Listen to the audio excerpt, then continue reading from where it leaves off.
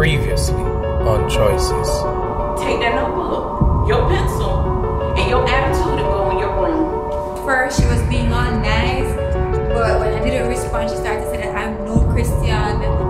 Antoine, we need to talk. Yeah, we have a serious problem.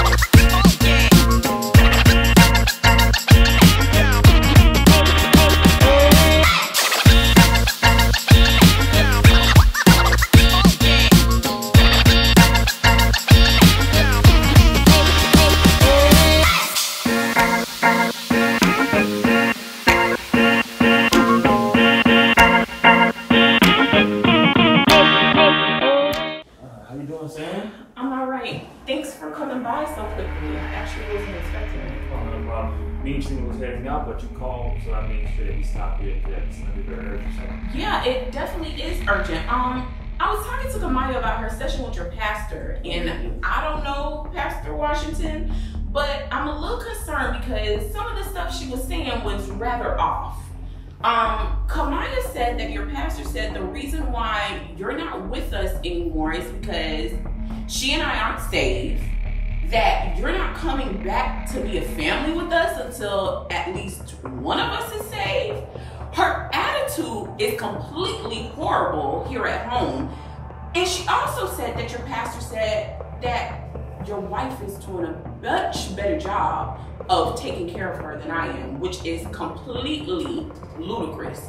So I wanted to know, is this any of the stuff that this pastor lady would be telling our daughter? Sandra, I can assure you that I knew Pastor Washington for years. And I know that she won't say anything like that. First of all, she was talking about salvation, that Kamaya need to get her life right with God. First of all, you know, and she will also even let her know that she don't need to be disrespecting even her adults. So I know Pastor Washington. Come on now. But the thing, this is what I've been talking to you about for a while now, Sandra, that you need to change, right? Because your attitude is affecting Kamaya.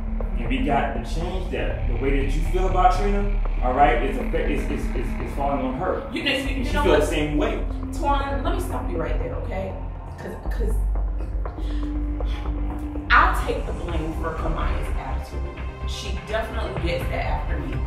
But what you're not gonna do is sit up here and make it seem like the reason why our daughter is the way that she is because of me. It's because of you, Twan. Listen, I'm really glad that you changed your life and that you moved on and that you're now saved and you got everything together. But what you fail to realize is that the stuff that you did in the past, it still affects me. It still affects our daughter. That's the reason why she's the way she is. It's because of you. Come on, Sandra. I apologize so many times. Now, how are you going to bring up the past? I've changed. I've moved on. And I apologize for that already. Yeah, you said I'm sorry? You have apologized. And yes, you said sorry. But that doesn't change the fact we're still hurting. Yeah, now it's all about, oh, I'm saved. And everything is about God. And that's great. But what about when we were married and I was considering God? What about the Bibles that you thrown in the trash? What about when I wanted to turn to God? How you scoffed at me? You laughed. You know, what about all of that? What about all the times that our daughter has seen you hit me, abuse me? What about the fact that you was selling drugs? What about the fact that you was never there, Twan? You were never there. I'm still hurting. You moved on. You have a whole new life, a brand new wife. You're doing wonderful, but you hurt us. Listen. I said I'm... Get off of me. Just, yeah. Matter of fact, get out my house, Twan. You changed, you moved on, but we're still stuck in the past. Get out. Just leave. Come on. Just get out of my house. I'm trying to say if I could change the past, I would.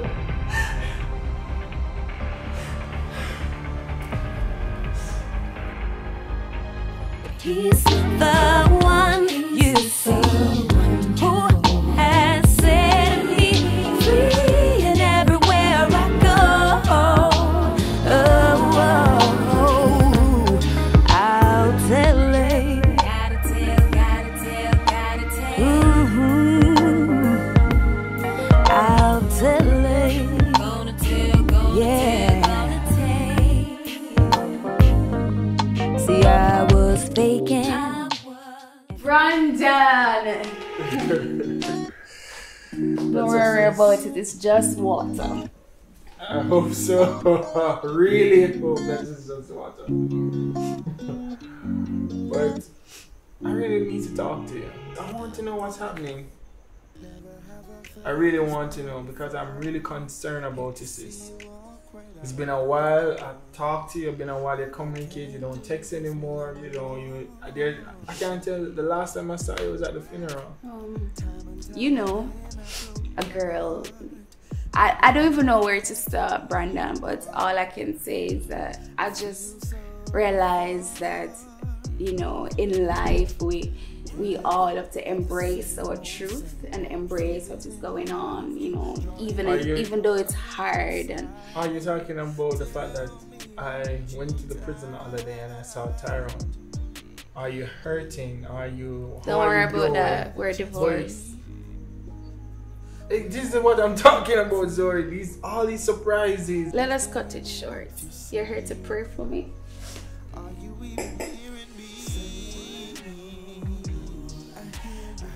I'm not here to pray for you. I'm here to talk to you, sister. I'm really here to listen. I want you to explain what's happening on the inside. I've never been the one to, you know, pretend so deeply. A perfect mom, perfect brother. My life was meant and full of hurt and pain, and it will always be hurt and pain. It will always be hurt and pain. Here you're saying hurt, pain, you're stronger, but all I'm really hearing from you is hurt and pain. And I hear you bring up mom, but you have to forgive her for those things. So you really have to let it go. Those are things that she did long before she even met God. You preach about letting it go. It's not as easy as you and others make it to be. I don't care. I don't even know if she understands what love is. Mom, I've never been the one to accept the truth. You know why I am like this today? Do you know? Do you know? No, it's because of all of those hurts, all of those wounds. You don't understand. You know, okay, come, let us go to church. I was in church, and that same curse followed me into church. I hear you pouring out your heart, sister, but do you have to come to that place where you make that resolve and you can't continue blaming God? You blame everybody. I don't blame God. I blame that lady called mother. I blame that pastor. I blame everyone. I don't blame God. I don't blame God. You can't say I blame God. I know you're going to preach. I know everything that you're going to say. Do I want to hear it? No, I don't. Do I want to change? No, I don't. I believe that God has a plan for your life same way. I believe that you are called by Him. And if you give Him a chance, Zori, if you just let it go, all the things you're saying, you don't blame God, you blame the pastor, you blame everything else. But do you really look in the mirror every morning? Are you happy? You're not, sister, and you can't continue lying to yourself. There's a time and a place for everything. A time to be happy and a time to be sad. Just maybe this is my season to be sad. Bro, it's fine. I'm good. I will make it. I won't commit suicide.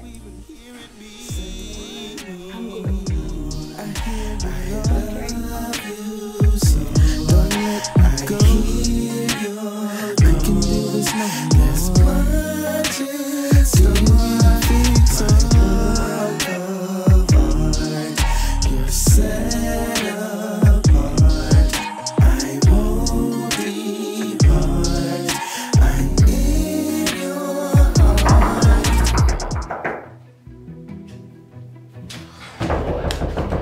This girl,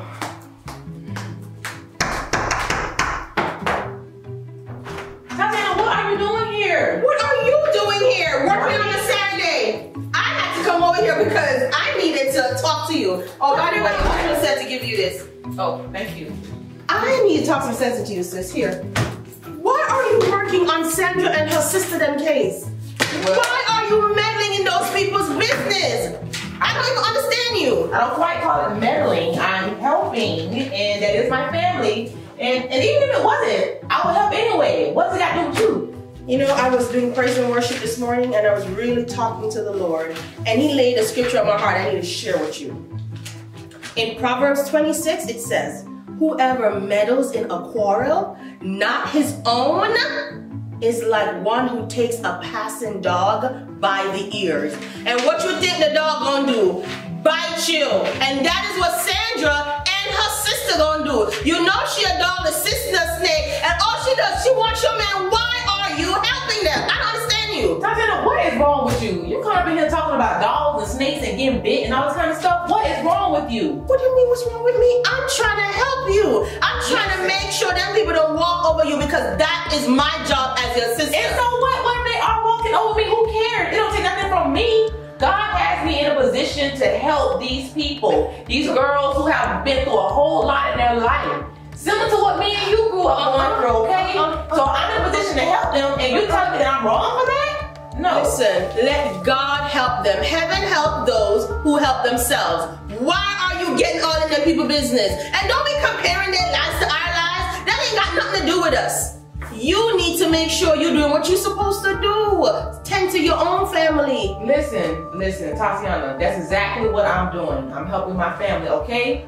What is wrong with you? You sound so bitter. You don't sound the same woman at all. You sound like what is this? Is this some kind of delayed response to what happened with Dad and all of that? What does that have to do with anything? What it has to do with it is that now that I'm sitting here and I'm thinking about it, you walk around like you're so saved, so holy, so religious, but I have never even entertained love from you, forgiveness from you. I've never entertained kindness from you, and you're supposed to be a son of God. You're so mean to Kamaya. You're rude to my husband. You think you run my life. You don't want me to help people that are in the need of help, but you walk around saying you're a son of God. Okay. Where's the love? Where's the compassion? Okay, Miss Holier now. Since you know so much about the emotions of Christ, you explain to me, Miss Seminary, what is the emotion of Christ? I know it's not what I see in front of me. I know it's not what I see from you on an everyday basis. You grew up in the church.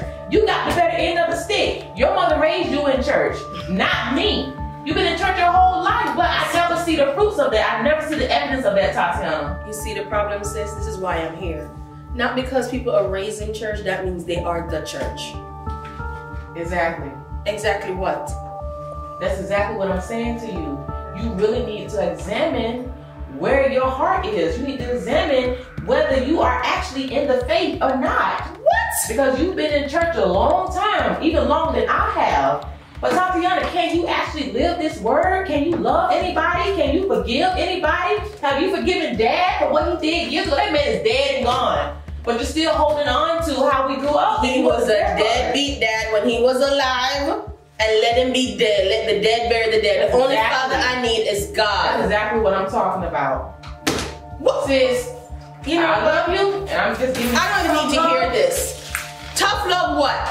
All you're doing is judging. I just came here to look out for you because that's what I'm supposed to do. And brought you your little meal from your husband. And what I'm hearing is judgment, and you talking about love. You need to figure out what love truly is. You don't know what love is. I have loved you. Figure it out. Sick of this. I love you too. Always being judged by you and your girl. See you later. Lock the door.